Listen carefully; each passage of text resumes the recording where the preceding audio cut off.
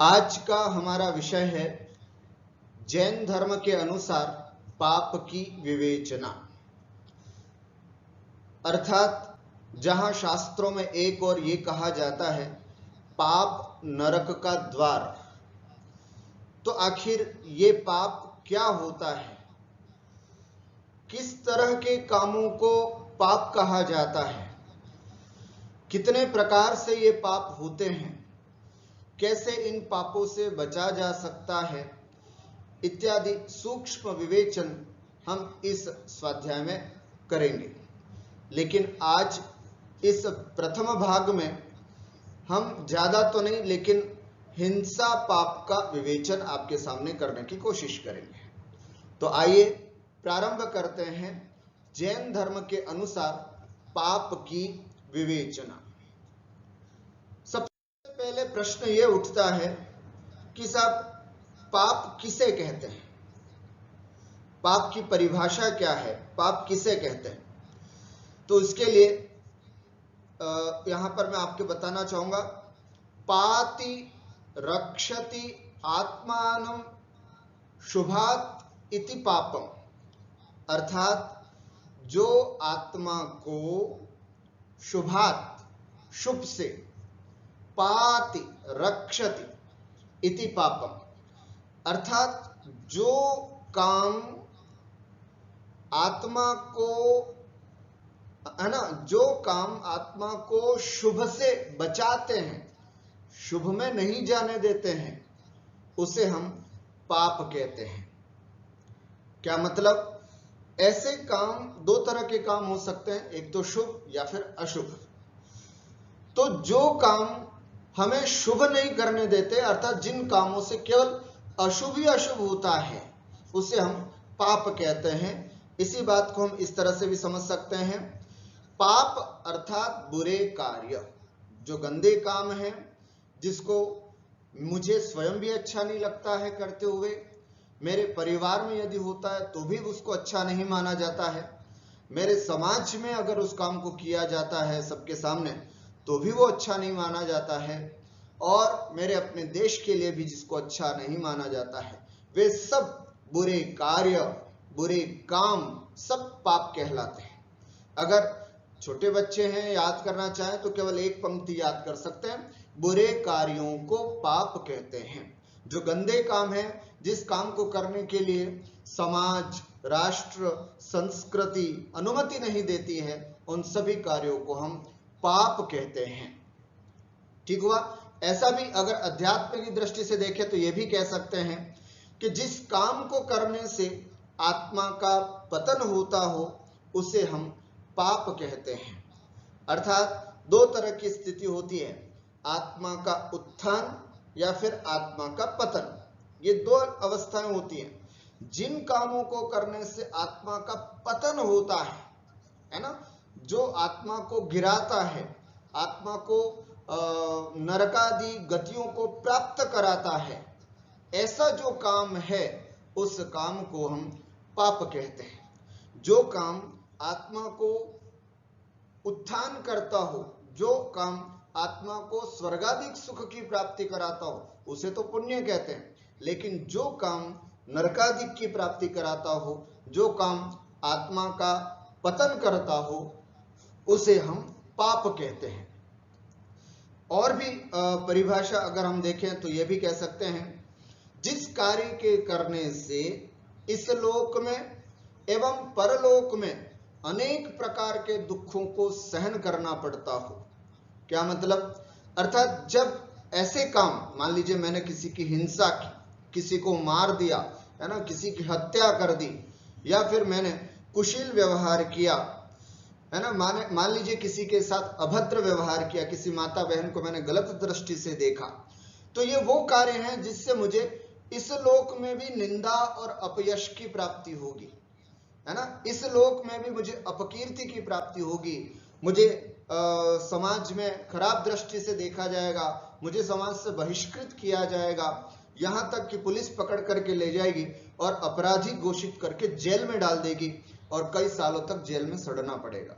तो ये वो काम है ना, वो काम जिनसे इस लोक में भी कई प्रकार के दुखों को सहन करना पड़ता है, और साथ में परलोक में भी इस मृत्यु के बाद, इस शरीर को छोड़ने के बाद उससे अर्जित जो पाप कर्म हैं, उन पाप कर्मों से यह जीव नरक आदि के दुखों को भी प्राप्त करता है।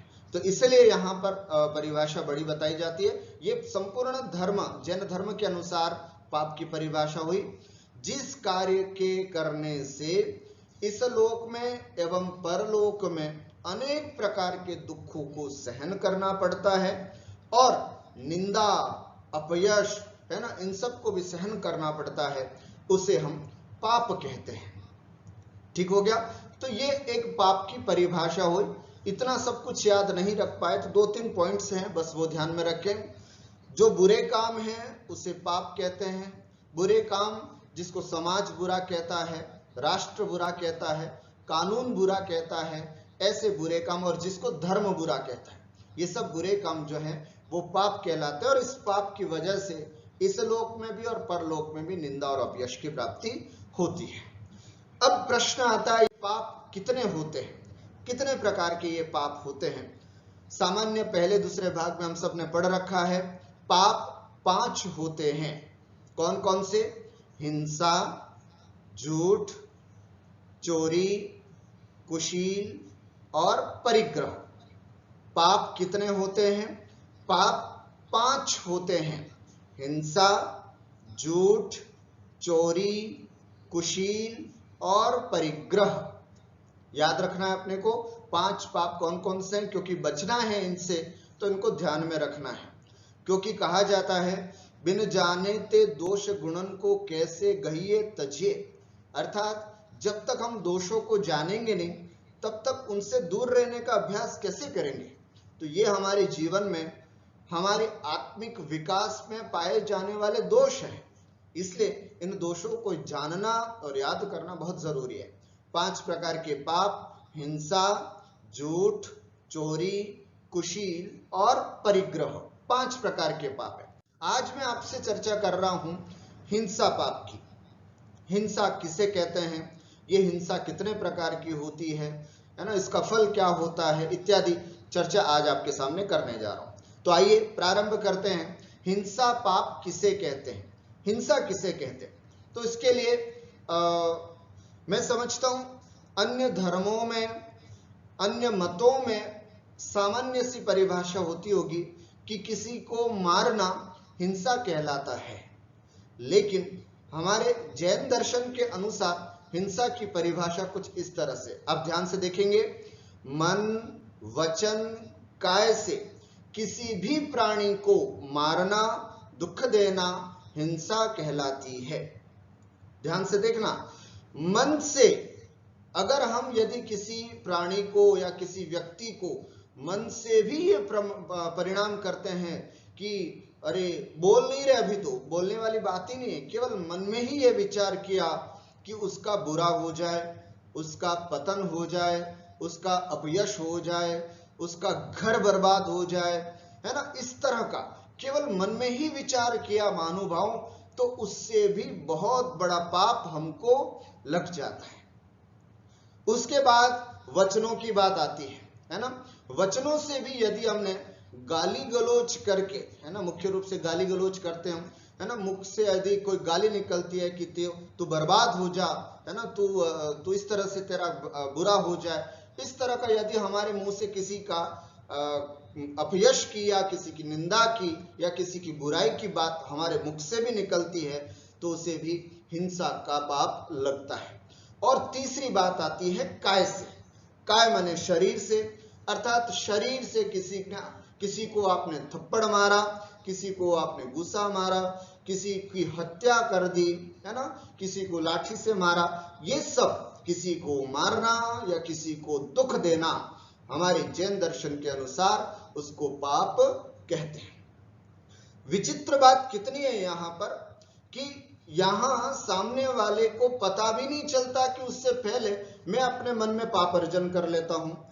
कई बार सामने वाले के बारे में मैंने अभी उसको पता भी नहीं, लेकिन मैंने अपने आप में यहाँ बैठे बैठे ये पाप अर्जन कर लिया कि ओहो ये बहुत तरक्की कर रहा है अपने बिजनेस में, ये बहुत तरक्की कर रहा है अपने व्यापार में, अपने जॉब में, अपने कामों में, अपने समाज लेवल पर, जरूर एक ना एक दिन गिरेगा, जरूर एक ना एक दिन इसका बुरा होगा, है ना, ये बहुत उछल रहा है। इस तरह के परिणाम अभी वो गिरा भी नहीं है, अभी कुछ हुआ भी नहीं है, पर महानुभाव ऐसा कहने मात्र से भी पाप लग जाता है। हमने एक बार प्रसंग में आपसे चर्चा की थी, स्वयंभू रमण, जम्बू द्वीप का अंतिम समुद्र होता है स्वयंभू रमण। उस स्वयंभू रमण में एक बहुत बड़ा महामत्स्य होता है, बहुत बड़ा महामत्स्य, है ना, वो एकदम पड़े रहते हैं। उसके कान में एक छोटा सा मत्स्य होता है, मछली होती है, जिसको बोलते हैं तंडुल मत्स्य। वो तंडुल मत्स्य ये विचार करता है, क्योंकि वो महामत्स्य ऐसे पड़ा रहता है, उसका मुंह खुला रहता है, बहुत सारी मछलियां आती हैं जाती हैं, आती हैं जाती हैं। वो तंडुल मत्स्य केवल मात्र इतना विचार करता है, अरे ये कितना आलसी मछली है, इतना बड़ा मत्स्य है, इसके मुंह में इतनी सारी मछलियां आ रही हैं, उन सब मछलियों को खा नहीं रहा है, सब मछलियां निकल करके बाहर जा रही है, अंदर जा रही है, बाहर जा रही है। काश इसकी जगह मैं होता तो मैं संपूर्ण मछलियों को खा जाता। बस इस तरह का उसका विचार चल रहा था कि अचानक आयु बंध हुआ, और कहते हैं कि 7वें नरक की आयु का बंध वो कर जाता है। महानुभाव, न तो उसने मछली खाई, न उसने मछली खाने का बोला, कुछ नहीं किया, केवल मन से परिणाम किए कि काश अगर मैं होता तो ये सब कार्य कर देता। इतनी सूक्ष्म विवेचना, आत्मा के इतने सूक्ष्म परिणामों पर सर्च करता है ये जिन दर्शन। इसलिए कहा जाता है कि कभी भी अपने परिणामों से किसी का बुरा नहीं सोचना चाहिए, क्योंकि कई बार हम समाचार देखते देखते, हम टीवी देखते देखते ये परिणाम कर बैठते हैं कि काश अगर मैं इसकी जगह होता तो उड़ा देता उसको हटा देता, उसको मार देता। इस तरह के जो परिणाम करते हैं महानुभाव, वे बहुत बड़े पाप के भागी होते हैं, उसमें बहुत बड़ा हिंसा का पाप लगता है। तो आप स्पष्ट हो गया, मैं यदि मन से या वचनों से, इसलिए भी कहा जाता है कि वचन, हमारे मुंह से एक भी गलत वचन न निकले, किसी के मारने की, किसी के, इसलिए तो हमारे अपने किचन में प्रयोग किए जाने वाली शब्दावली, कभी ये नहीं कहा जाता कि काटो, सब्जी काट करके रखो, नहीं, सब्जी सुधार लो। कभी किसी की तरफ किसी को काटने, मारने इत्यादि की बात भी हमारे मुंह से नहीं आनी चाहिए। अगर वो आती है तो उसका भी हिंसा का पाप लगता है। न केवल दूसरे को मारना, बल्कि यहां तक भी कहा जाता हमारे शास्त्रों में, स्वयं का घात करना भी हिंसा कहलाती है।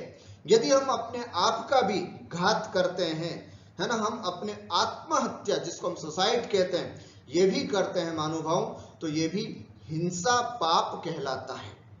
कई बार कई लोग, है ना, जोश में आकर के होश खो बैठते हैं, है ना, और थोड़ी सी विपरीत परिस्थिति आती है कि इतना बड़ा डिसीजन ले लेते हैं कि खुद आत्महत्या करने का विचार कर लेते हैं। महानुभाव, वो एक क्षण भर उठने वाली, एक क्षण के लिए उठने वाली वो विचारों की क्रांति इतना मतलब हाई लेवल तक पहुंच जाती है कि व्यक्ति आत्महत्या करने के लिए तैयार हो जाता है। लेकिन एक क्षण भर का उठा हुआ वह विचार इतना बड़ा कारण बन जाता है कि वो व्यक्ति आत्महत्या करने के लिए तैयार हो जाता है। और मान लीजिए कि आत्महत्या करने के लिए उसने जलने के लिए प्रयास किया, तो जलते समय उसको जो वेदना होती है, तब वो कहता है कि ओहो, मेरे वो दुख तो बहुत कम थे प्रभु, ये दुख तो बहुत ज्यादा है।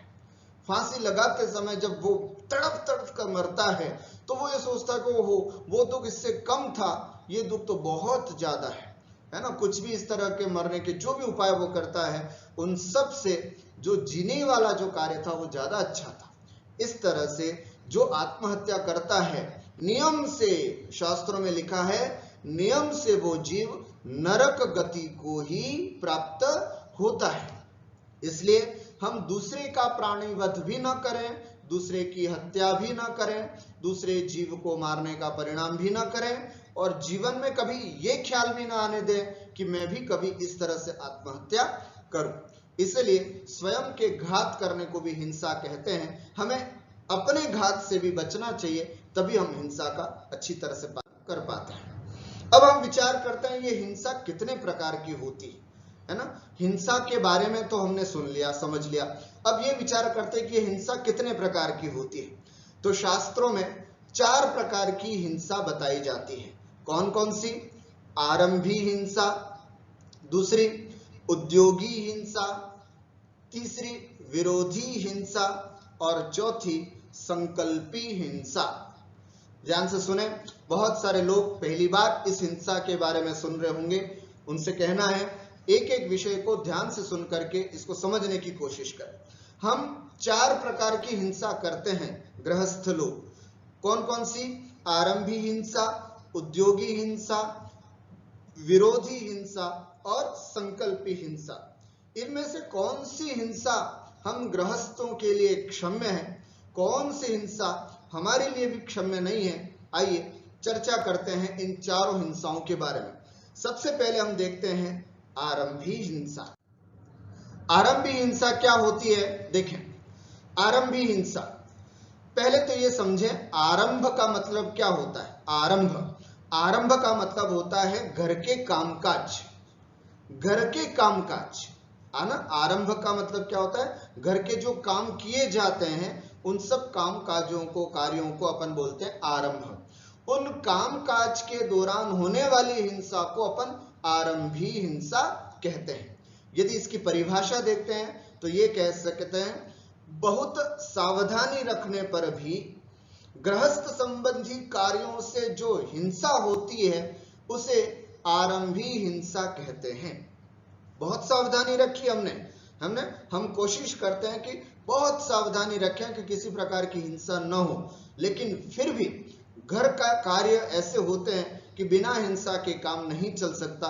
तो जो इस तरह की हिंसा होती है घर के कामकाज करते हुए उसे हम आरंभी हिंसा कहते हैं। जैसे मैंने बहुत कोशिश की पानी छान करके पीऊं, है ना, भोजन बड़ी सावधानी से मर्यादित होकर के बनाऊं, मर्यादित सामग्री से बनाऊं, लेकिन भोजन बनाने के लिए जब मैं भोजन बनाता हूं तो भी पाप का ग्रहण होता है। उस पाप के भोजन बनाते समय मान लीजिए पानी भरा, आजकल पानी हमारे सबके नलों से आता है, नलों से पानी छान तो लेते हैं लेकिन जीवानी नहीं कर पाते, है ना।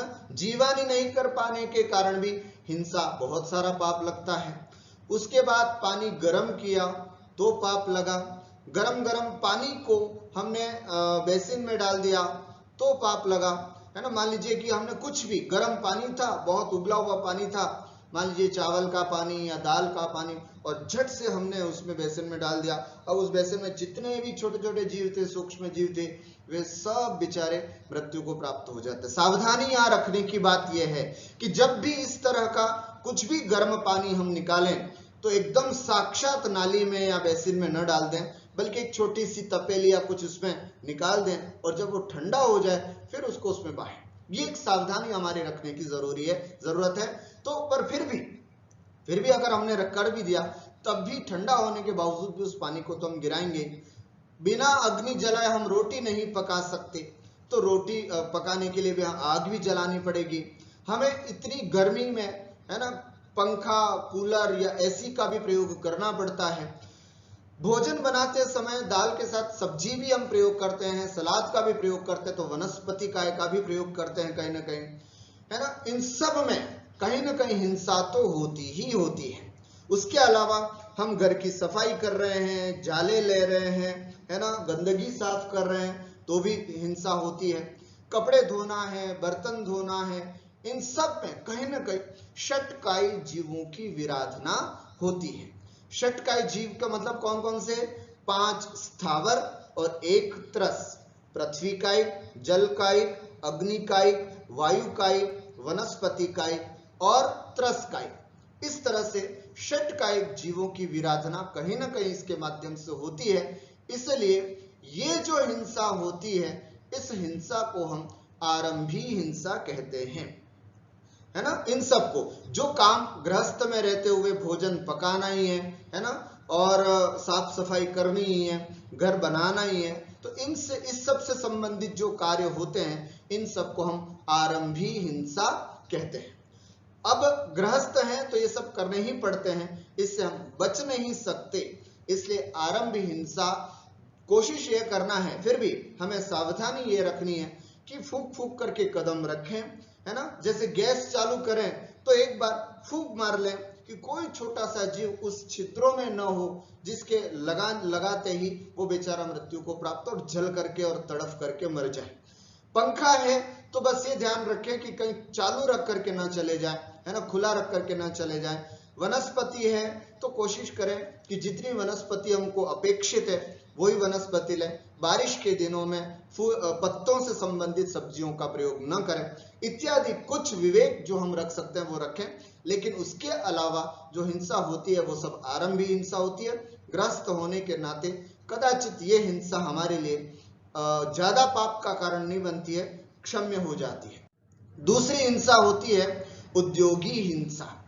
ये तो हो गई माता बहनों की हिंसा, आरंभी हिंसा जो घर के काम काजों में लगती है। अब हम भाइयों की बात करते हैं, उनके लिए जो होती है वो उद्योगी हिंसा होती है। कहते हैं गृहस्थ का जीवन धन के बिना नहीं चलता है। धन प्राप्ति के लिए वह खेती, व्यापार, सरकारी सेवा, नौकरी आदि कार्य करता है। इसमें जो हिंसा होती है वो उद्योगी हिंसा होती है। महानुभाव, कोई भी व्यक्ति पैसा कमाता है और उस पैसे कमाने के लिए कई तरह के कार्य करता है। मान लीजिए पहले के जमाने में बहुत खेती बाड़ी करते, तो खेती बाड़ी में ओहो कम हिंसा होती थी, खूब हिंसा होती थी। कोई व्यापार करता है, 50 प्रकार के व्यापार होते हैं, उस व्यापार को करने में भी बहुत सारी हिंसा होती है ना। उसी प्रकार कोई जॉब करता है, पता नहीं किस टाइप का जॉब है, कितना उसको हिंसा का पाप लगता है, या किस तरह की कंपनी है, हो सकता है बहुत हिंसक प्रोडक्ट बनाने वाली किसी कंपनी में जॉब करता है इत्यादि, पर वो जॉब करता है। तो इस तरह से नौकरी, सरकारी सेवा आदि से रिलेटेड, अथवा ऐसा भी कह सकते हैं कि हम नौकरी पे जा रहे हैं, हम अपने काम पे जा रहे हैं फोर व्हीलर से, तो जाते आते समय भी जो हिंसा होती है ये हिंसा हमारी उद्योगी हिंसा कहलाती है। तो इस तरह की हिंसा भी हमारे द्वारा, हम सब जीवों के द्वारा जरूर होती है। हाँ, मुनिराज होते हैं तो इन सब को आवश्यकता नहीं पड़ती है, लेकिन घर गृहस्थी में है तो सुबह उठते ही हमें इस तरह की हिंसा तो करनी ही पड़ती है ना। मान लीजिए किसी के किराना का दुकान है, तो इसमें वह व्यापारी बहुत कोशिश करता है अनाज को बचाने की, बहुत कोशिश करता है कि अनाज खराब न हो जाए, वो हो जाए, परंतु फिर भी बहुत सारे ऐसा अवस्था होती है कि अनाज में मतलब जो भी अनाज होता है उसमें कई तरह के जीव आदि लग जाते हैं, उसका पाप फिर लगता है। तो फिर भी यहाँ पर कोशिश ये करना चाहिए एक अच्छे व्यापारी को कि किसी भी तरह से उसमें कीड़े आदि न लगे, उसको उतनी सुरक्षा के साथ रखें जिससे कि ये काम न हो। पर फिर भी उद्योगी हिंसा तो होती ही होती है, इन व्यापार आदि के कार्यों में हिंसा तो होती है। ये हिंसा हमारी उद्योगी हिंसा कहलाती है। इस हिंसा से भी बचा नहीं जा सकता, पर यह जरूर है कि हम अपने विवेक से, हम अपनी सावधानी से इस हिंसा को कम जरूर कर सकते हैं कि नहीं, मैं ऐसा क्यों ना करूं, कोई भी चीज सड़े उसके पहले मैं इसका प्रिकॉशंस कर लूं। मैं ऐसा क्यों नहीं करूं कि इसमें ज्यादा हिंसा है तो मैं ऐसा करता हूं, ये वाला काम करता हूं जिसमें कम हिंसा होती है। ये प्रोडक्ट बेचता था तो इसमें ज्यादा हिंसा होती थी, ये प्रोडक्ट बेचूंगा तो शायद कम हिंसा होगी। तो इस तरह के प्रोडक्ट चेंज कर सकते हैं जिससे कम हिंसा हो। यहां मुझे ध्यान है एक बहुत बड़े व्यापारी थे, बहुत बड़े व्यापारी जिनका गुटके का बिजनेस था, परम पूज्य सुधासागर जी महाराज जी ने के अनन्य भक्तों में से थे। उन्होंने कहा कि साहब ये तुम्हारा काम अच्छा नहीं है, ये इससे अर्जन तुम पैसा जो है उसे तुम धर्म करते हो, फिर बोली लेते हो, हमें आहार कराते हो, तो ये जो तुम्हारा पैसा है, आने का आय का स्रोत है, वो बहुत बड़ी हिंसा से आता है। गुटखा बनाना कोई अच्छी बात थोड़ी है, लेकिन बहुत बड़ी हिंसा से आता है। क्यों ना आप इस काम को चेंज करके कोई दूसरा काम करो। बहुत आसान नहीं होता ये बात, लेकिन फिर भी धीरे धीरे करके 5-6 साल में उस व्यक्ति ने वो बहुत चीज कम कर दी और एक दूसरा प्रोडक्ट चालू कर दिया जिसमें कम हिंसा थी। तो महानुभाव, ये जरूर किया जा सकता है कि हम जो काम में कम हिंसा हो उस काम को करें, यही हमारा एक विवेक होता है। तो ये उद्योगी हिंसा होती है। फिर भी आना जाना, उठाना रखना, उससे संबंधित जो हिंसा है उसको उससे तो नहीं बचा जा सकता, लेकिन एक अच्छे ग्रस्त होने के नाते हमें कम से कम इन कामों से बचना चाहिए। ये अगर हिंसा होती है तो वो उद्योगी हिंसा नहीं बल्कि संकल्पी हिंसा मानी जाएगी, जो वो बहुत बुरी होती है। कौन कौन से काम नहीं करना है व्यापार के दौरान? हमें कभी भी चमड़े की वस्तुओं को नहीं बेचना है ना। हमें कभी मछली आदि का जो तेल होता है ये कार्य नहीं करना है। हमें अंडे आदि नहीं बेचना है। यदि हम जैन हैं, है ना, तो ये चीजें कोशिश करें कि हम इस तरह के नॉनवेज आदि का सामान न बेचें। मांस अथवा मांस से संबंधित कोई भी सामान आदि जो होता है, इन सब चीजों से बचना चाहिए। अगर सच्चे जैन हैं तो इस तरह का कोई व्यापार हमारे द्वारा नहीं होना चाहिए। ऐसा व्यापार करता हुआ व्यक्ति उद्योगी हिंसा कहे तो गलत है, उसके लिए तो संकल्पी हिंसा कही जाती है, जिसका बहुत बड़ा पाप उस जीव को लगता है। तो इसलिए इन सब कामों को, और भी जिसमें बहुत साक्षात दिख रहा है ना, बहुत बड़ा पाप हो रहा है, ऐसे पापों से जीव को बचना चाहिए, है ना। जैनों के लिए ये भी कहा जाता है कि होटल का व्यापार, रेस्टोरेंट का व्यापार, ये सब भी जितना हो सके उतना कम करना चाहिए, क्योंकि इन सब चीजों में भी बहुत से जीवों की हिंसा होती है। तो इसलिए ये उद्योगी हिंसा जानना चाहिए। लेकिन इस तरह के जिसमें साक्षात मौत दिखती है, ऐसी तो उद्योगी नहीं होकर के वो संकल्पी हिंसा के अंतर्गत आएगी। तीसरी है हिंसा के अंतर्गत हम देखते हैं विरोधी हिंसा। विरोधी हिंसा क्या होती है? ये भी हम गृहस्थ बहुत करते हैं। कहा जाता है अन्यायपूर्ण कार्यों के विरोध में जो हिंसा होती है वह विरोधी हिंसा होती है। मान लीजिए कोई व्यक्ति गलत काम कर रहा था, बहुत गलत काम कर रहा था, उसका हमने अपोज किया, उसका हमने विरोध किया। उस विरोध करने में हमने मान लीजिए कि उसके विरोध करने में जो हिंसा हुई, वो हिंसा हमारी विरोधी हिंसा कहलाती है। ध्यान रखने वाली बात यह है अन्यायपूर्ण कार्यों का विरोध, है ना। ध्यान रखना, जो काम बहुत गलत हो रहा है हमारे लिए, हमारे परिवार के लिए, हमारे देश के लिए, हमारी समाज के लिए, जो काम बहुत गलत है, अन्यायपूर्ण है, उसका विरोध करने में जो हिंसा होती है उसको हम विरोधी हिंसा कहते हैं। जैसे मान लीजिए मेरे ऊपर किसी ने प्रहार किया। मान लीजिए मैं जा रहा था और रास्ते में किसी ने, 2 लोगों ने, 4 लोगों ने मुझे खड़ा कर लिया, पकड़ लिया। अब उनसे लड़ते हुए मैंने उनको जो मारा, उनको जो मारपीट की, उस समय जो हिंसा हुई, ये विरोधी हिंसा है। इस हिंसा का पाप नहीं लगता है। ध्यान रखना, गृहस्थ होने के नाते विरोधी हिंसा का पाप नहीं लगता है। कोई गलत व्यक्ति आपको एक थप्पड़ मारता है तो यहाँ जैन धर्म ये नहीं कहता कि आपको दूसरा गाल कर देना चाहिए, बल्कि जैन धर्म यही कहता है कि उसका विरोध करना चाहिए अगर वो गलत है। समझ रहे मेरी बात? अगर वो गलत है और हम बिल्कुल सही थे, उसके बावजूद सामने वाला व्यक्ति अगर हमारे ऊपर आक्रमण करता है, हमारे ऊपर आक्षेप करता है, तो उसका जरूर जवाब देना चाहिए। ये विरोधी हिंसा होती है। उसके अलावा हमारे परिवार की रक्षा करने के लिए यदि हमें हथियार उठाना पड़े, यदि हमें गाली गलौज करना पड़े या किसी को अपशब्द भी बोलना पड़े, तो भी क्षम्य है। समाज की रक्षा के लिए कई बार समाज में होता है कोई गलत लोग बहुत बोलते हैं, अच्छे लोग चुप रहते हैं इसके खातिर, तो ऐसे में अच्छे लोगों को बोलना चाहिए, उसका विरोध करना चाहिए। हमारी अपनी संस्कृति की रक्षा करने के लिए, हमारे अपने धर्म आयतनों की, धर्म आयतन का मतलब शास्त्र हुए, मंदिर हुए, हमारे अपने गुरु हुए, इन सब की रक्षा करने के लिए भी यदि हमें विरोध करना पड़े, हमें हिंसात्मक रूप लेना पड़े, तो वो हिंसा जो कहलाती है उसे हम विरोधी हिंसा कहते हैं। मुझे ध्यान आ रही है एक ऐसे सूकर की कहानी। 2 मुनिराज गुफा में ध्यान की अवस्था में थे।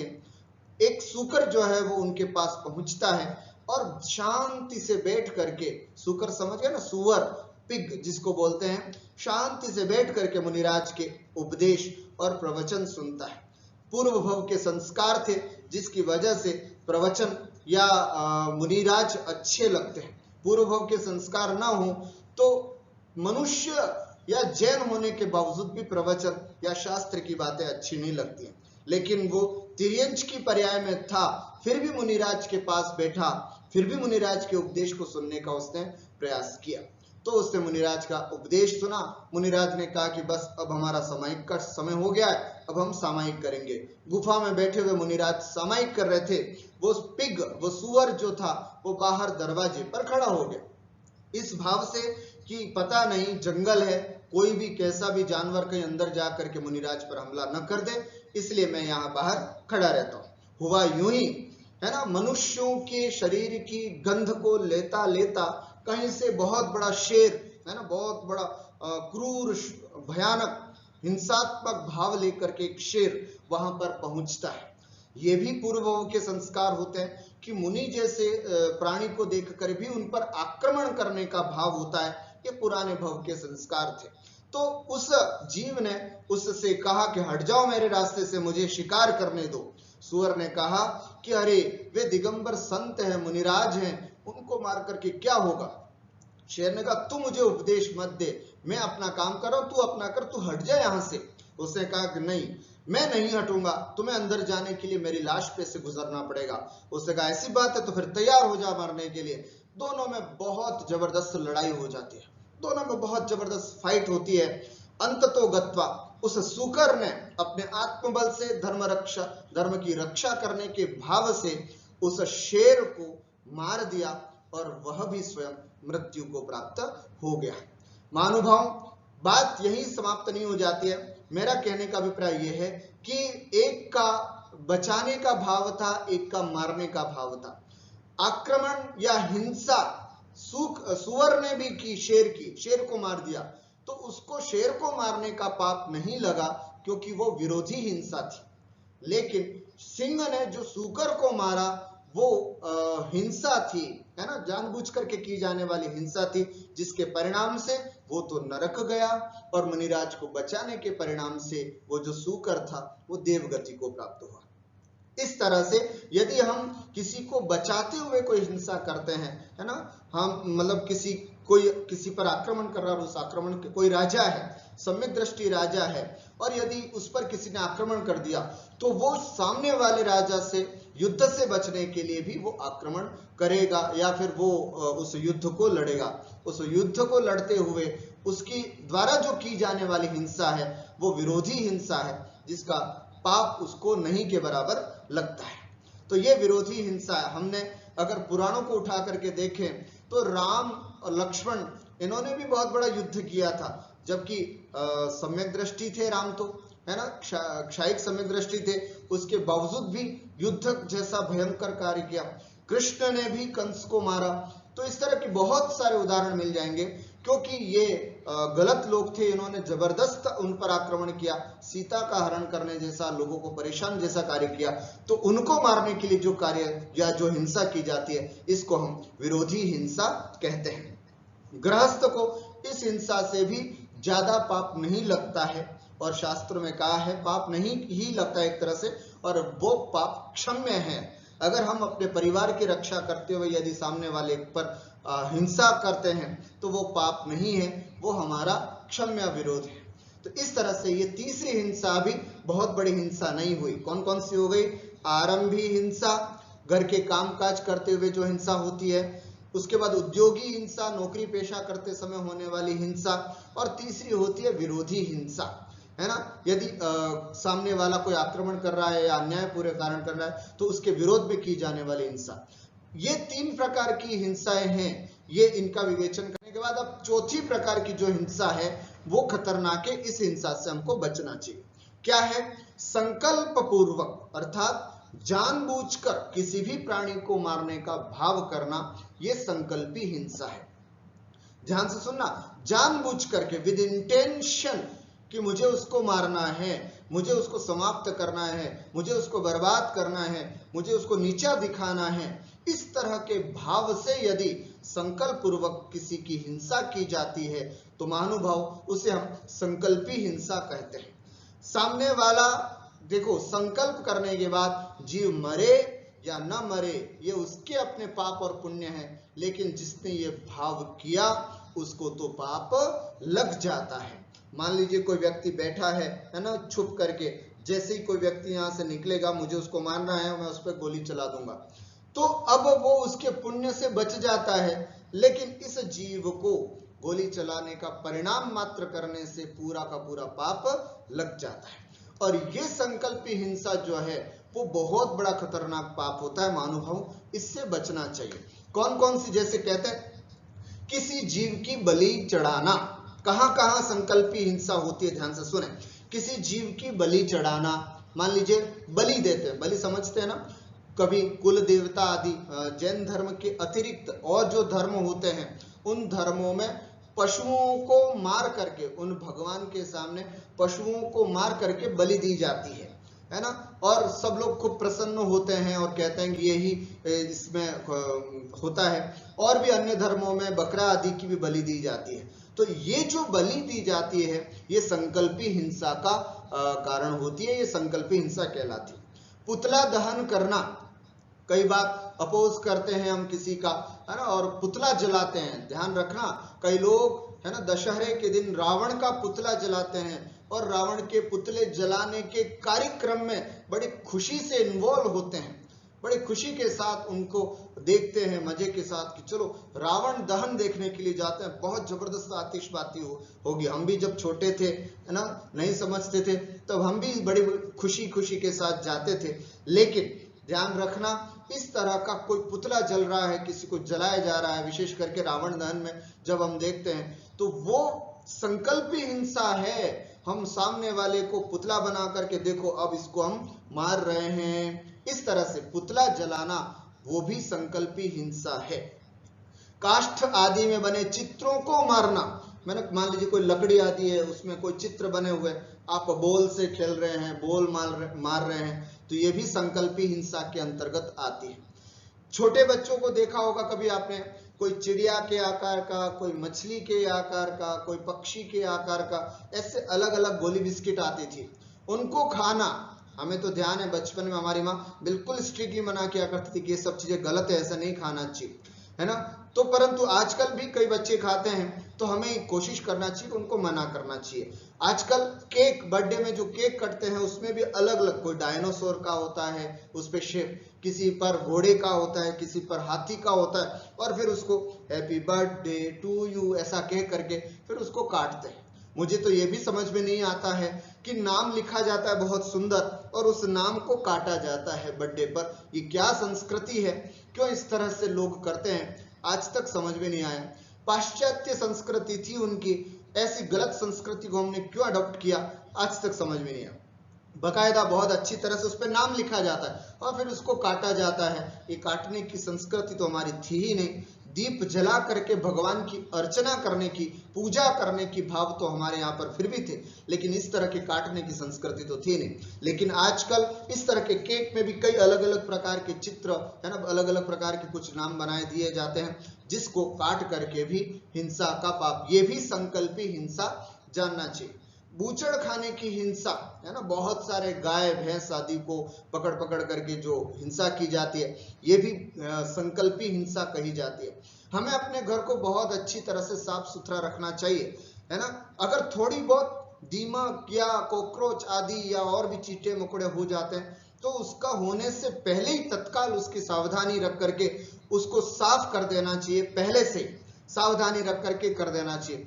बाद में यदि हम पेस्ट कंट्रोल आदि करवाते हैं और उसमें बहुत सारे जीव मरते हैं, महानुभाव, वे सब संकल्पी हिंसा के अंतर्गत आते हैं, है ना। आरंभी हिंसा के अंतर्गत नहीं आते। आरंभी हिंसा में तो शुरू में, है ना, छोटी सी एक हल्की सी रेखा दिख गई, अरे अरे अरे दीमक आ गई, इसको हटाओ, है ना, अरे अरे ये जाला हो गया, इसको हटा दो। ये शुरू में सावधानी करते समय जो आपने हटा दिया, ये तो आरंभ हिंसा के अंतर्गत आ गया। लेकिन अब आपको मालूम है 1 दिन 2 दिन 10 दिन 20 दिन 25 दिन हो गए, धीरे धीरे करके बहुत मर गए, लास्ट में पेस्ट कंट्रोल वाले आकर के खूब सारे जीवों को मार देता है। तो ये जो हिंसा होती है महानुभाव, ये संकल्पी हिंसा होती है। हमें अपने घर को साफ सुथरा रखना चाहिए। कोशिश ये करें कि हिंसा करने का पाप मतलब आवश्यकता ही ना पड़े, ऐसी कोशिश करें जिससे कि हम इन सब से बच सके। कीटनाशक दवाइयों का प्रयोग करते हैं, और भी बहुत सारे आजकल बच्चे जो हैं वो मोबाइल पर गेम खेलते हैं, है ना, मोबाइल पर गेम खेलते हैं। उसमें मैं समझता हूं 80 to 85% गेम्स ऐसे होते हैं जिसमें हिंसा का काम किया जाता है। है ना, उसमें गोली चला रहा है, कोई गिरा रहा है किसी को, कोई किसी को मार रहा है ना, इस तरह की चीजें बहुत ज्यादा देखने में आती है। और बच्चे बड़े खुशी से खेल रहे हैं, बड़े अच्छे से खेल रहे हैं, और उनको देख ऐसा अभ्यास हो जाता है उस काम को करते करते कि वे हिंसा का वो संस्कार धीरे धीरे उनके दिमाग में बैठ जाता है। महानुभाव, कोशिश करना कि ये चीजें बिल्कुल बंद हो जाएं। पबजी आदि गेम क्या है, एक दूसरे के मारने का, उसने वहां से घेराव किया, उस पर फिर आक्रमण किया, एक साथ कई लोगों को मार दिया। ये जितने भी मोबाइल के गेम हैं, यदि बच्चे मेरी बात को ध्यान से सुन रहे हैं तो बहुत आज से ही नियम ले लें कि इस तरह के मारधाड़ वाले कोई भी, क्योंकि इनमें 100% हिंसा का पाप लगता है, ऐसे मारधाड़ वाले कोई भी गेम हम न खेलें, बिल्कुल नहीं खेलें। अगर हम शतरंज खेलें, जैसे हमारे बच्चे शतरंज खेलते हैं, तो कहीं आसपास के सुन करके ये संस्कार हो गया था कि तेरा हाथी मार दिया, तेरा घोड़ा मार दिया, तेरा पैदल सैनिक मार दिया। मैंने कहा नहीं, ये तो बहुत गलत संस्कार जा रहे हैं। मैंने उनसे सिखाया कि ऐसा नहीं बोलते, अपन ऐसा बोलेंगे कि तेरा हाथी आउट हो गया, तेरा, है ना, क्योंकि है तो गोटियां, एक को हटा करके एक गोटी बाहर गई, एक अंदर आ गई, तो ये है, तो आउट हो गया बोलना है। और वहां मोबाइल के गेम में तो बकायदा तीर लगाया जाता है, उसको गोली लगाई जाती है, खून निकलता हुआ दिखाया जाता है, तो वो बहुत बड़ी हिंसा होती है। कोशिश करें ऐसी हिंसाओं से बचने का। ये सब संकल्पी हिंसा के अंतर्गत आता है। मारधाड़ वाली मूवी देखना, कई लोगों को एक्शन मूवीज बहुत पसंद होती हैं, मारधाड़, है ना, तो उस दौरान आपके जो परिणाम होते हैं, कदाचित भगवान न करे उस समय यदि हमारा आयु बंद हो गया, है ना, उस समय अगर आयु बंद हो गया तो निश्चित रूप से वो नरकादि आयु का बंध कराने वाला होगा। इसलिए ऐसे सब चित्रों को, ऐसे सब समाचारों को जिसमें खूब हिंसाएं दिखाई जाती हैं, ऐसे समाचारों से, ऐसी मूवीज आदि से, ऐसे गेम्स आदि से बचना चाहिए। और कई जगह मच्छर मारने के लिए बैट यूज किए जाते हैं आजकल लोग, है ना, मच्छरों को बैठे बैठे मारा करते हैं, ये भी बिल्कुल साक्षात संकल्पी हिंसा जानना चाहिए। तो ये इन सब का उपयोग यदि हम ग्रस्त होकर के करते हैं तो ये सब संकल्पी हिंसा के अंतर्गत आना चाहिए। हम ग्रस्तों को संकल्पी हिंसा कभी नहीं करना चाहिए। यदि हम संकल्पी हिंसा करते हैं तो इसका बहुत बड़ा पाप हमारे जीवन में होता है। हाँ, आरंभी, उद्योगी और विरोधी हिंसा यत्नाचार पूर्वक हो। अगर इससे रिलेटेड जो भी हिंसा हो, वैसे तो नहीं हो ये भी, लेकिन अगर करते हैं, क्योंकि इसके बिना हमारा ग्रस्त जीवन नहीं चल सकता, यदि हम इस हिंसा को करते हैं तो बड़ी सावधानी के साथ जितना कम हो सके वो हिंसा वहां पर हो, ऐसी कोशिश हमको करना चाहिए। इस प्रकार से 4 प्रकार की हिंसा: आरंभी, घर के काम काजों से होने वाली हिंसा; उद्योगी, नौकरी पेशा, व्यापार, खेती आदि से संबंधित होने वाली हिंसा; विरोधी, अन्यायपूर्ण कार्यों का विरोध करने में होने वाली हिंसा, विरोधी हिंसा; और संकल्पी, जानबूझकर किसी जीव को मारा जाता है तो ये विरोधी हिंसा कहलाती है, संकल्पी हिंसा कहलाती है। इन चारों हिंसाओं में संकल्पी हिंसा का हमें त्याग करना है। आरंभी, उद्योगी और विरोधी हिंसा से हम ग्रस्त होते हुए नहीं बच सकते हैं, लेकिन कोशिश करना है कि इसको यत्नाचार पूर्वक कम कर। अब कुछ नए ट्रिक्स बात आपको यहाँ जैन दर्शन के अनुसार मैं आपके सामने रखना चाहूंगा कि कितनी विचित्रता है हमारे इस दर्शन में, हमारे इस धर्म में। कहा जाता है हिंसा न करते हुए भी हिंसक बन जाता है कभी कभी व्यक्ति। कैसे? हिंसा नहीं कर रहा है, खुद ने कोई हिंसा नहीं की है, कोई हिंसा नहीं की है, लेकिन फिर भी वो हिंसक बन जाता है। कैसे?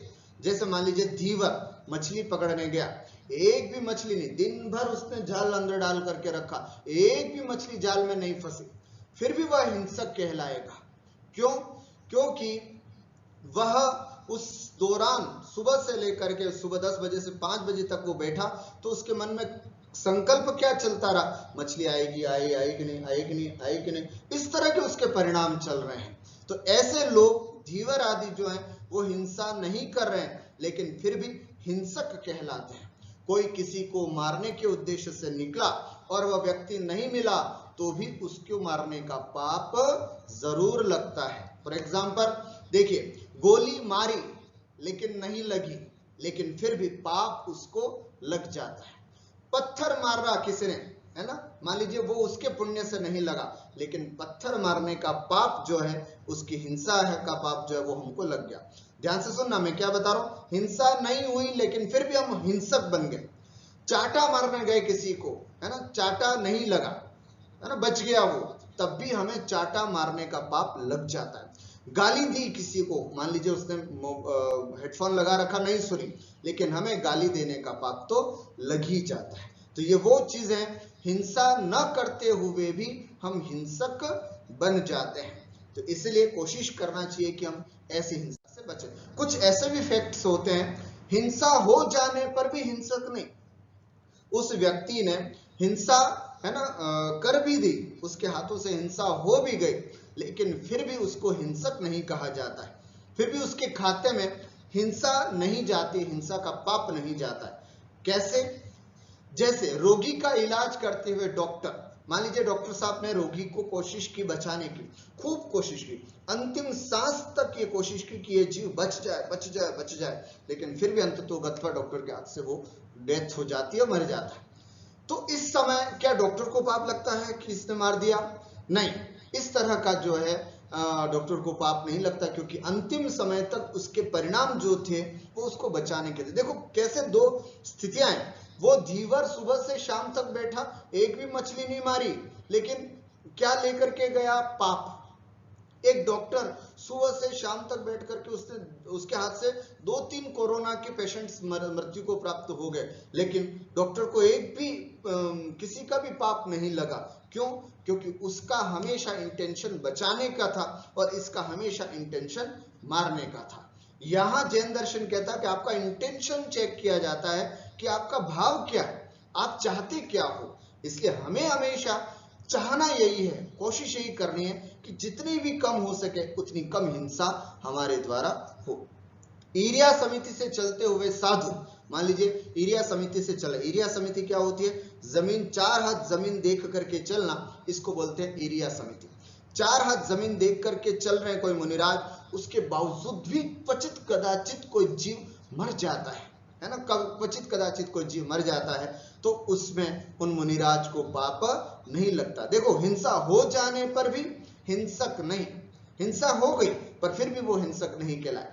फायर ब्रिगेडर की गाड़ी हो या एम्बुलेंस, भारत का ये कानून है कि इन गाड़ियों से, एम्बुलेंस की या फायर ब्रिगेड की गाड़ी हो, तो उससे एक्सीडेंट हो जाए तो उस चालक पर, उस ड्राइवर पर कोई चालान नहीं हो सकता, उस पर कोई जेल जाने का अपराध नहीं, यहां तक कि मार भी दे एक आध व्यक्ति को तब भी उसको कोई सजा नहीं होती है। क्यों? क्योंकि उसका इंटेंशन सामने वाले बिल्डिंग में लगी हुई आग जिसमें 50 लोग मर रहे हैं उनको बचाने का होता है। एम्बुलेंस पे जो अंदर तड़प रहा है उस जीव को बचाने का भाव होता है। तो देखो किस तरह के परिणामों की बात है। उसके अलावा मार्जन करने पर भी कोई चीज मर जाए, मान लीजिए कि हमने कहीं कोई स्थान पर कोई चीज रखनी थी, हमने उसको रखने से पहले बहुत अच्छी तरह से साफ कर दिया और रख दिया, रखने ही वाले थे कि अचानक कोई जीव आकर के मर गया, तो महानुभाव इसका कोई पाप, मतलब हिंसा हो गई है लेकिन फिर भी आपने सावधानी रखी, तब भी कोई हिंसा हो रही है तो उसमें उसका पाप अपने को नहीं लगता है। ठीक मैं यही बताना चाह रहा था उद्योगी हिंसा और अपने आरंभी हिंसा में। माता बहनें जो भी हम पानी छानने की कोशिश तो करें, है ना, कई लोग तो पानी छानते ही नहीं है, वो ये तर्क देते हैं कि साहब देखो जीवानी तो होनी नहीं है। पहले के जमाने में कुएं हुआ करते थे, जीवानी हो जाया करती थी बहुत अच्छे से, कुएं में जाकर के वापस पानी डाल देते थे तो जीवानी होती थी।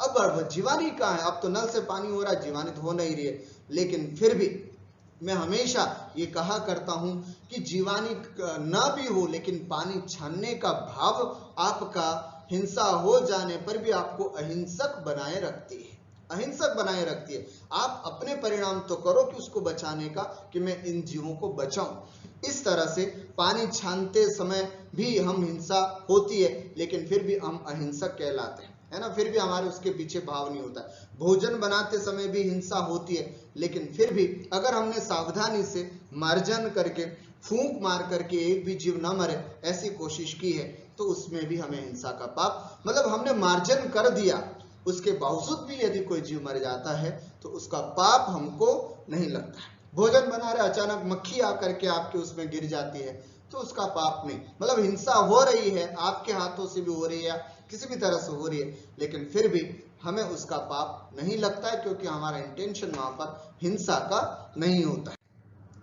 हिंसा करे एक, फल अनेक भोगते हैं। ये भी देखने में आता है कि कोई करने वाला, हिंसा तो किसी एक ने की, लेकिन उसका फल भोगने की जब बात आती है तो बहुत सारे लोग फल भोगते हैं। कैसे? बलि कोई एक देता है, लेकिन पाप जो है वो बहुत सारे लोगों को लगता है। मान लीजिए कि बलि देने का काम है ना, वो व्यक्ति बलि दे रहा है, मारने वाला कितने होंगे? एक ही होगा, लेकिन उसके चारों तरफ सराउंडिंग में खड़े हुए जितने भी लोग हैं वे सब ताली बजा करके उसकी अनुमोदना करते हैं कि वाह बहुत अच्छा हुआ, आज बलि हो गई। इस तरह से उसकी अनुमोदना करने वाले सभी लोगों को उसका पाप लगता है। हिंसा करे एक, फल अनेक भोगते हैं, है ना। तो यहाँ बलि देने वाला व्यक्ति एक था, लेकिन उसका पाप कई लोगों को लगता है। बूचड़ खानों में मारता कोई एक ही है ना। पशुओं को मारने वाले सब लोग थोड़ी पहुंचते हैं, लेकिन बूचड़खानों में मारने वाला व्यक्ति कोई एक ही होता है, लेकिन उसका पाप उसके मालिक को भी लगता है, उसका पाप उस दुकान में बेचने वाले को भी लगता है, उसका पाप उसका जो यूज करता है उसको भी लगता है। मान लीजिए हम चमड़े के जूते, चप्पल, पर्स आदि यूज करते हैं, तो बूचड़खाने में मारे जाने वाले उन तमाम गाय आदि के मारने का पूरा पाप हम सबको लगता है। तो इसलिए हिंसा कोई एक कर रहा है वहां खड़े खड़े, लेकिन उसका फल जो है वो हम सब भुगतते हैं। वेज नॉन वेज वाली रेस्टोरेंट में जाकर के खाना, अपने को पता है बाहर लिखा है वेज नॉन वेज रेस्टोरेंट, यदि हम ऐसे स्थान पर जाकर के यदि खाना खाते हैं तो कहीं ना कहीं नॉन वेज खाने को भी हमने उसका सपोर्ट किया, इसकी वजह से हमें उसका भी पाप लगता है। अच्छा ये होता है कि वैसे तो होटल में जाकर के खाना नहीं खाना चाहिए, लेकिन कभी कोई मजबूरी आ गई तो हमें शुद्ध शाकाहारी भोजन ही करना चाहिए। ऐसे किसी होटलों में नहीं जाना चाहिए जहां पर नॉन वेज भी बनता हो, क्योंकि उसका फिर अनुमोदना का पाप हम सबको लगता है। और ध्यान रखना, सामूहिक पाप का फल जो होता है वो यही कोरोना जैसा होता है, एक साथ बल्क में बहुत सारे लोग मारे जाते हैं। भूकंप हुआ तो एक साथ धड़ धड़ धड़ करके बहुत सारे लोगों की मृत्यु हो जाती है। बाढ़ हुआ, ट्रेन प्लेन दुर्घटना, इनमें हजारों लोग जो मरते हैं, वो इसी तरह से कि हिंसा करे एक, फल अनेक भोगते हैं। करने वाला कोई एक होता है, लेकिन उसका फल जो है वो हम सबको, बहुत सारे लोगों को भुगतना पड़ता है। महानुभाव, हमें ये कोशिश करनी चाहिए कि हमें इस तरह के जो हिंसात्मक कार्य हैं उन सब में किसी भी तरह से मन वचन काय आदि से किसी भी प्रकार की अनुमोदना हमारी तरफ से न हो। बहुत से हिंसा करते हैं, लेकिन किंतु फल एक को मिलता है, यह भी देखा जाता है। करने वाले लोग हिंसा, मान लीजिए युद्ध हो रहा है, अब युद्ध में बहुत सारे लोग एक दूसरे को मार काट कर रहे हैं, वो उसको मार रहा, वो उसको मार रहा, खूब कर रहे हैं, तो क्या इन सबको पाप लग रहा है? नहीं। कहते हैं एक राज्य का स्वामी दूसरे राज्य पर आक्रमण करके उसके साथ युद्ध छेड़ देता है, आक्रमण किया, सामने हजारों सैनिक एक दूसरे को मारते हुए मर जाते हैं, सबका पाप राजा को लगता है, सबका पाप केवल मात्र राजा को लगता है। सैनिक तो केवल अपनी आजीविका चलाने के लिए शस्त्र चलाते हैं। समझ में आई? तो इसलिए है ना, बहुत से लोग हिंसा करते हैं, करने वाले बहुत सारे होते हैं, लेकिन उसका फल जो है वो एक को लगता है। जैसे एक उदाहरण और है, विवाह में जो भी आरंभ होता है उसका पाप दुल्हा एवं दुल्हन को लगता है, अथवा उस घर के दूल्हे के पिता, माता पिता को, या फिर दुल्हन के माता पिता को लगता है। हम जब मेन्यू बनाते हैं, जब अपन इसका कि क्या क्या भोजन बनना चाहिए, हम उसमें सब तरह के आलू, प्याज, लहसुन से रिलेटेड भी बहुत सारी चीजें और भी बहुत सारी चीजों को हम रख देते हैं, लेकिन उसका जितना भी पाप जो है वो दूल्हा दुल्हन को या उसके माता पिता को ही लगता है, जिसने इन सब काम, खाने वाले तो खा करके चले जाएंगे, लेकिन बहुत सारा पाप जो है वो उनको लगता है। इसलिए कोशिश यही करें, शायद कहते हैं नेमी कुमार के सामने वाले दुल्हन वाले पक्षों ने, है ना, इस तरह की जैसे भेड़ बकरियों को बांध करके रखा था, क्योंकि क्षत्रिय थे साहब, इनको क्या जरूरत थी, क्षत्रियों में तो ये सब चलता था। क्षत्रिय होने की वजह से, है ना, बहुत सारे भेड़ बकरियों को बांध के रखा था। जब नेमी कुमार पहुंचे राजुल के वहां पर जूनागढ़ में, तो देखा कि अरे ये क्या, पूछा कि साहब ये क्या हो रहा है, तो उन्होंने कहा कि साहब आज आपकी शादी है ना, तो सामने वाले व्यक्ति ने इन सब बारातियों को खाने के लिए स्पेशल दावत रखी है, उसमें शायद ये यूज होंगी।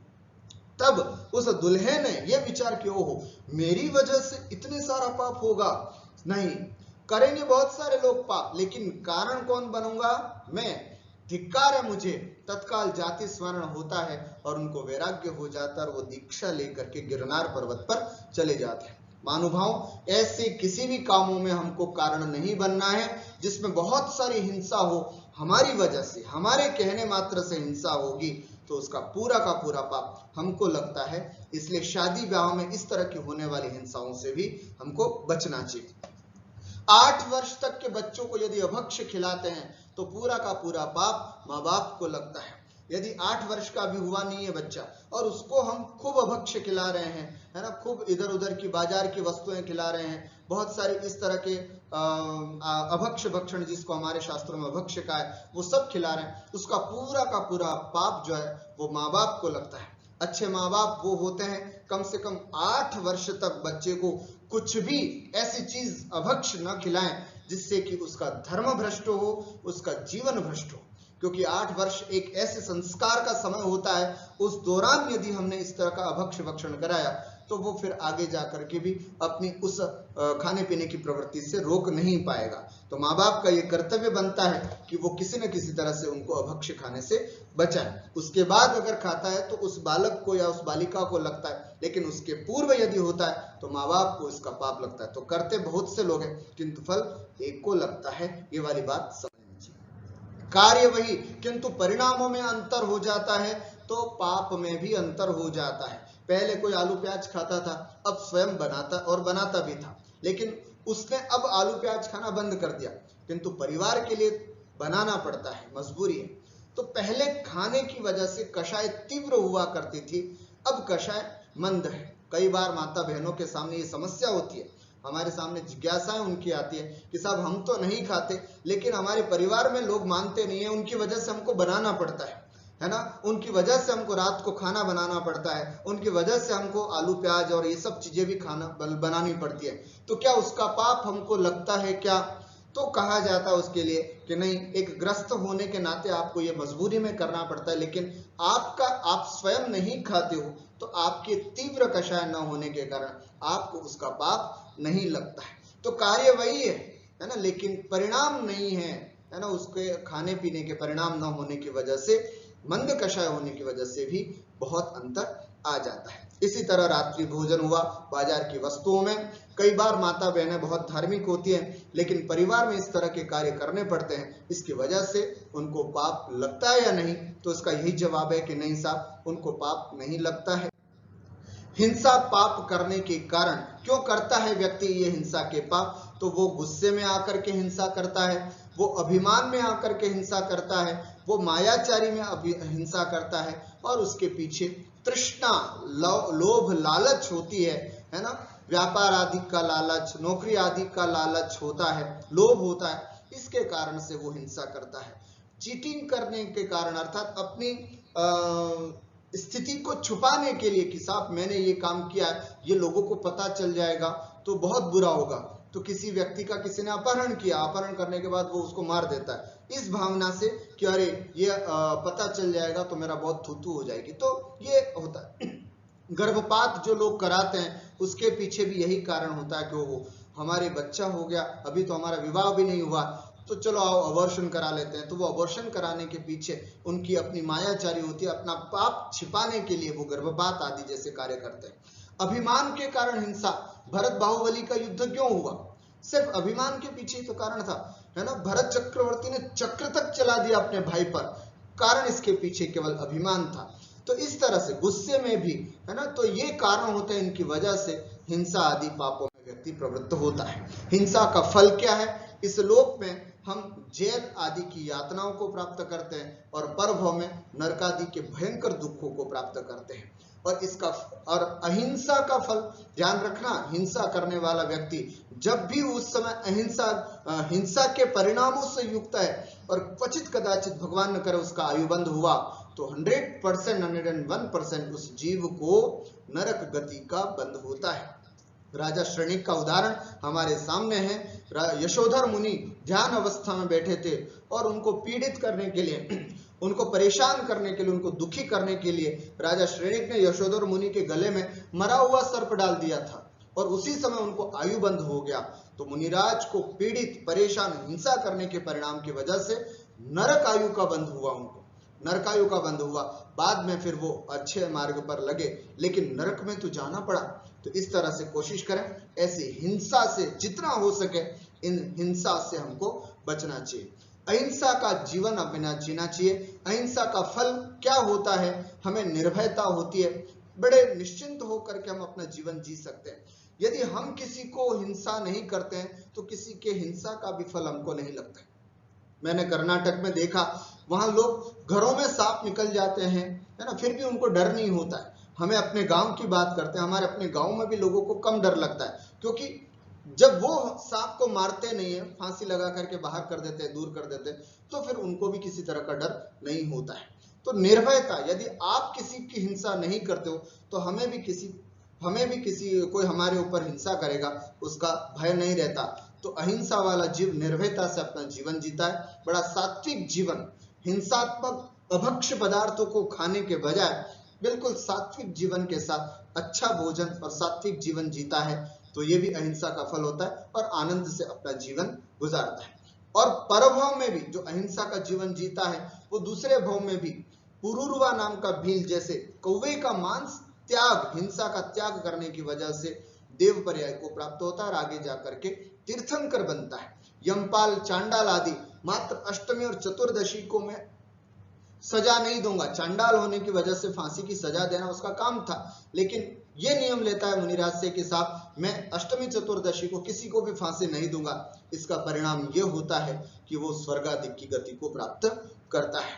तो अहिंसा, हिंसा को छोड़ करके यदि हम अपने जीवन में अहिंसा को धारण करेंगे तो निश्चित रूप से सद्गति होगी, एक अच्छी गति को हम प्राप्त करेंगे और हमारे निश्चिंतता जीवन में हमेशा बनी रहेगी। अपनी बात को समाप्त करने से पूर्व बस यही कहूंगा कि यदि हमें हिंसा, इतनी सारी हिंसा करनी भी पड़ रही है, दिन भर उद्योगी, आरंभी और विरोधी हिंसा करते हुए बच नहीं पा रहे हैं, तो इन सब चीजों से बचने के लिए कम से कम, इन सब चीज पापों को तो करते ही हैं, इसलिए कहा जाता है कि कम से कम दिन में एक नमोकार मंत्र की जाप जरूर करना चाहिए, जिससे कि इन तमाम तीनों प्रकार की हिंसाओं को करने से जो पाप लगता है उसका मार्जन हमारे उस एक नमोकार मंत्र की जाप से हो जाता है। तो बस इसी मंगलमय भावना के साथ कि हम जितना हो सके इन हिंसाओं से बचें और अपने जीवन में अहिंसा धर्म को अपनाएं, अहिंसाणु व्रत को अपनाएं, अहिंसा महाव्रतों को अपना करके मोक्ष मार्ग पर आरूढ़ हो। इसी बात के साथ मैं अपनी बात से विराम देता हूं। बोलिए द्वादशांग जिनवाणी माता की जय।